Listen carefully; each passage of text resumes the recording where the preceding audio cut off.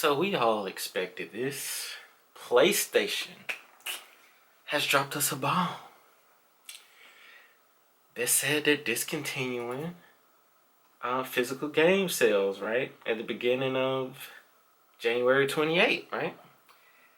Now, we all saw this coming because this generation, they was trying to get rid of it when they started this generation. Because I don't know, for those of you that have forgot, PlayStation 5 was selling a disc drive. Remember, going for $80, right? So they don't want you, they was trying to get rid of this stuff at the start, but the backlash was so bad that they had to do it. Same thing with Xbox. But it's just been a lot going on in the gaming industry lately here. Just like even with GTA, they said GTA ain't gonna have no physical edition. Well, let's not say that. They're gonna have a box with a code in it, right? So, well, at least y'all get that, right? Anyway, with that, and shortly after this, I saw that they said here reports of Microsoft said the next gen console is gonna be digital only too. Project Helix here, which literally just came out like after the PlayStation. So all of this is like in days of each other, which is kind of crazy. You had the GTA thing, then you had the PlayStation thing, and then you had the Xbox thing now. And not only that, what was it? The other day, what was it here? PlayStation had got rid of like 500 something movies or something like that from deleted from people's accounts, right? Yeah. So you got all that just going on like in the span of a week, which is actually just ridiculous, really. Like, and then not only that, Sony's been in a lot of trouble too, because you got the Bungie layoffs and stuff, and Destiny 2 going down, and they just had a lot of games that's not doing well with the public, you know? The new God of War game, the new God of War game, for example, it's just, despite it looking good, from my opinion, the masses just think it's, something's up with it. They're just not liking what they're throwing down lately. And, it's like, let's say, you see people saying this, right? And then when the stuff actually come out and then it starts flopping, they don't make sales back, they don't make budget back, then everybody's looking stupid like, hey, why y'all didn't buy this game, right? But they told you they weren't going to buy this stuff before you even came out with it, which is, just crazy. And then you do this with the GTA backlash, GTA 6 backlash. I can't believe they came out with something like this, just like right after that, which is, I guess it would be kind of the time to do it since everybody's already mad about it, but like, this is just crazy. Now we do got, what, 2 years, maybe 2 years before they stop doing this, but just think about this. So you know how you could like go to a game store, you can buy like, say if you was still buying this stuff, which in general, I haven't really bought this stuff like that in a while myself, aside from, where is it at? Let me pull it off the shelf. I think Animal Crossing was the last one that I actually like bought here. The Nintendo Switch one. That was actually physical. Because I play on PC mostly. But with this, is that a lot of people like these, you could trade, back when I was a kid and stuff, and people still probably do this, you could like, trade, somebody will buy the game and then say, hey, okay, here, yeah, your friend can play this game, so you just give them the disc and whatever. But with this going away, that's not going to be possible anymore, that's not going to happen. And then you got to look at the future of the stuff too, because you got to think about like movies and stuff like that, Blu-rays and stuff, which I still buy those myself, like this right here, which I say I don't buy games like that really physically anymore, unless it's like something that I really want, like Animal Crossing, you know. But stuff like that, you know, you can just put on a computer and use your what I got, like the little USB thing, the external DVD drive here, and you can just like, you know, just watch the stuff on there and be like that. But a lot of people see what this is doing is a lot of people use these systems as like the main living room system. You know, for example, I know, like I said, I be on PC a lot lately, but like in the living room, the PlayStation 4 is still hooked up in there, right? Now you can throw any movie in that PlayStation 4 and watch that junk. But let's say, for example, you wanted to get up with the times. You was like, okay, man, they already about to come out with the 6 or something. Let me go buy the 6. Like when that comes out, right? You can let me go buy the 6, and then you go buy the 6, and they tell you, oh hey, the 6 doesn't have a disc drive. There's no disc drive. You can't watch your movies. All of it's gonna be digital. But then you turn around and look at, oh wait, they just axed 500 movies from the digital thing, and then from the digital stores just wiped from people's accounts, and then you're like, wait a minute, wait a second. I'm gonna buy this, and then maybe 5, 10 years, 3 years, maybe not even that, depending on, you know, what the movie's doing or how well something's going like that for people, that they're gonna be like, okay, we gotta axe this movie. Oh, we gotta take that version down. Oh, we gotta change some stuff, you know. We gotta wipe this from y'all accounts. Oh yeah, you may have spent $60 on that movie or whatever. People I don't even think they're $60. That was like $20, right? For the 4K, right? And that's a newer movie, Ballerina. So that's like $20 on Amazon, right? And so now you can find a lot of movies because people, you know, they sell them like used ones and stuff, and you can find those on the cheap. We're talking like dollars, like, you know what I'm saying? And they're just trying to take that ability away, you know.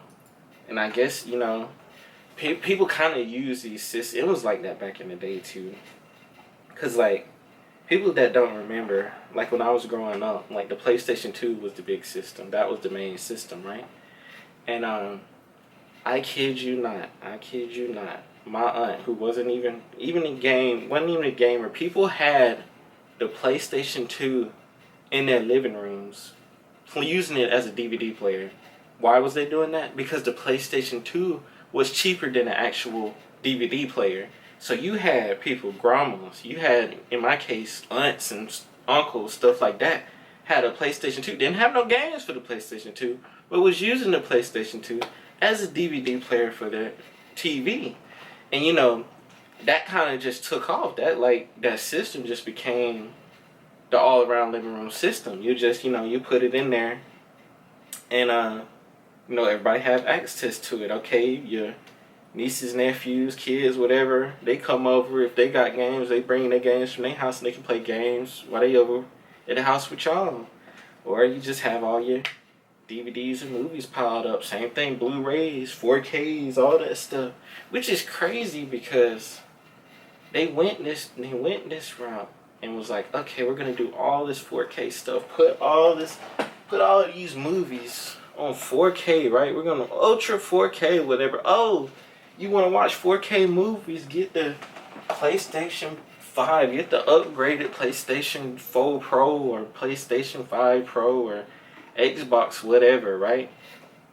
Yeah, you get that, and it's got that 4K Blu-ray drive in there, so you can watch your 4K Ultra HDs with your surround sound and all that stuff. Which, you know, I got that too, but you know, it's just like, something's got to give here. Something's going on. They've been losing a lot of money, and then they're making terrible decisions. Cause like this right here, like if I was on the board, I'm like, look, yo, we're still making millions of dollars from these physical sales, right? Millions, you know. Like, what are we doing? Why are y'all stopping this? This is not good this is not good for the bottom line, right? You've already you lost $500 million from the past 2 flops of games, and you know, this ain't it. And And I mean, I understand why they're trying to do this because a lot of stuff is updated and stuff now. So it's like you get the disc, but you don't have the full like the updated version of the game. So they're probably like, oh yeah, well, whatever. But taking away that option is just something that they shouldn't have did. You know, it's just not something like you should. I don't even know how to say it. Like you should still have that option if you want it, right? That's why a lot of people was upset with the Switch 2 and the game key cards and stuff like that. Is because, sometimes a lot of times, they would take them systems and stuff and go places where, they don't have access to internet or something like that. And in a lot of these games too, like especially on PC, they'll be checking for the license codes and stuff. And let's say something happened, a power line or something go out, or something happened. Let's say you don't have internet for a couple of hours. You don't have internet for a day or two, right? Because something going on, right? And you over here, and you gotta hit this stuff, and this stuff will be checking for the license. Like, say for example, I've been playing Assassin's Creed Brotherhood lately here. Alright, when I play this game, it automatically pops up with the Ubisoft launcher, right? Asking me to put in a password and stuff to recognize the game, right? Now, say if I don't have internet and I try to do this and I hit play, I won't be able to play this Joker because first off, it can't even connect to realize that I even own the game, right? So it's just stuff like that. And it's trade-offs, and a lot of people have been aware of that for a while, but just seeing it like this, just seeing them actually say this stuff, it just changes. It just changes a lot for people and makes a lot of people upset. Like, it's just, I don't know. It just makes you think what's going on up there. What are they doing? What are they doing? You got GTA and all of them too. They're trying to make games $100 and folks just can't. They can't even like. That's just so much. Like they can't even afford this stuff no more. Xbox just last week went up $100 across the board on everything. 100 right before GTA come out. Like it's crazy. Like if you don't, and then on top of that, if you're on PC, you're not even gonna have that. If that's the game you want, you're not even gonna have that. So some people would probably try to go out and buy one of these consoles just so they can don't miss out on the game or whatever when it first launched. But like you're spending thousands now. You're spending thousands of dollars just for that. And the thing is, when you're done playing it, you might never use that. You might never use that system again. You might sell that Joker, which is crazy to think about. But yeah, it's just a lot going on. It's a lot going on with this. But it seemed like every time you get they get public pushback from stuff like this, they just double down on it and do something else. But at the end of the day, the wallets talk, The money talks, and if the money's not there, it's gonna be the end of them. It's just gonna be the end of them. Same thing with Xbox with the new CEO and stuff. Like it seemed like what is it? The old CEO Phil Spencer. It seemed like that he was always held back. Microsoft was holding him back from doing this stuff. But the new girl they got in there, it don't seem like they holding her back at all. They like, oh yeah, do all this, do all this crazy stuff, do all of this. And you're like, dude, if you would have did that with Phil Spencer, like y'all could be in a way different spot than what y'all in. But like this is just, I don't know. It's a lot. It's a lot going on here. It's a lot going on here. Anyway, though, another thing is that they're doing all this, right? And so now everything's going to be locked digital. Just for example, when they start making the disc and the PlayStation 6 come out or something, they're probably going to be like, okay, it's all digital now. But hey, to cover those server costs or whatever, we're going to go up to $100 per game. And like, I don't know about you, but can't even remember the last time I bought a game at full price. I'm gonna be honest. Like if if a game is more than $20, I'll be honest with you. I ain't buying it. I ain't buying it until it goes down under 20. Cause it is like, it's just a lot of times, a lot of them ain't even worth the price. I'm gonna be honest with you. A lot of this stuff isn't even worth the price. Like, let me see.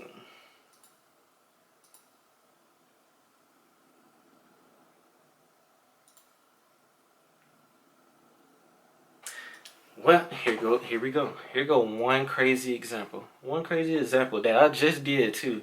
And I actually spent, I ain't even gonna lie, I spent 30 on this one. 30. It was on sale for 30 and I got this one. Bleach Rebirth of Souls. Which is actually on sale for 23, right? So I got cheated, right? Cause it's on sale for the set. Anyway, I bought it when it was 30, right? It was on sale for 30. That was with none of the DLC, none of the season passes, nothing. Just straight like $30 for this game, right?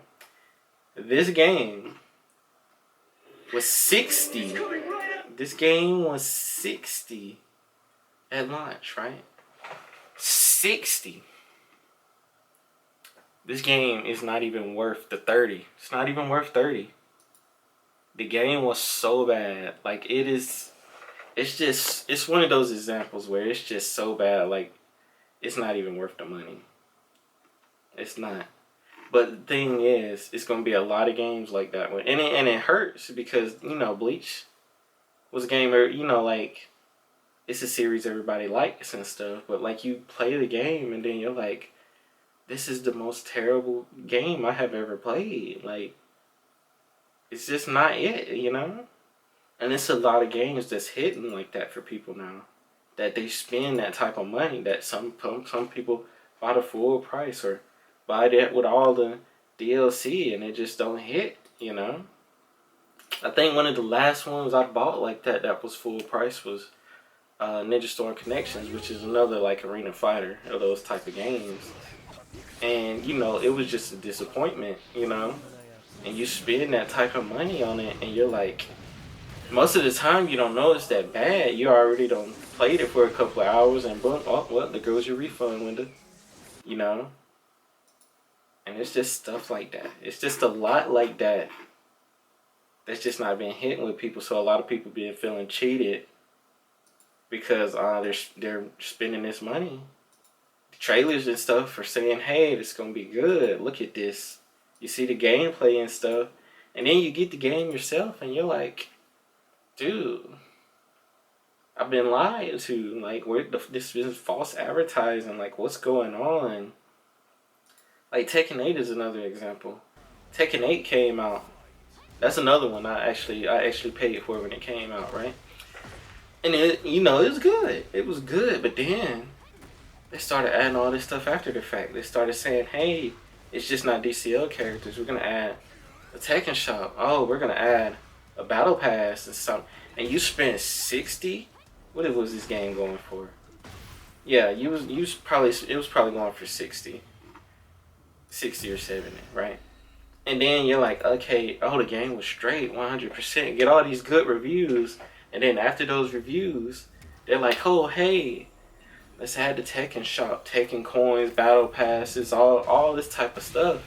Which, you know, you don't have to buy none of this stuff. Except that now they're just advertising it to you in the game. Every time you boot up this joker, they're like, oh, hey, check this out. We got such and such in the shop for X amount of dollars. And you're like, why am I being bombarded with these ads for this $60 game I already bought when I just want to play like the characters I got or want to play?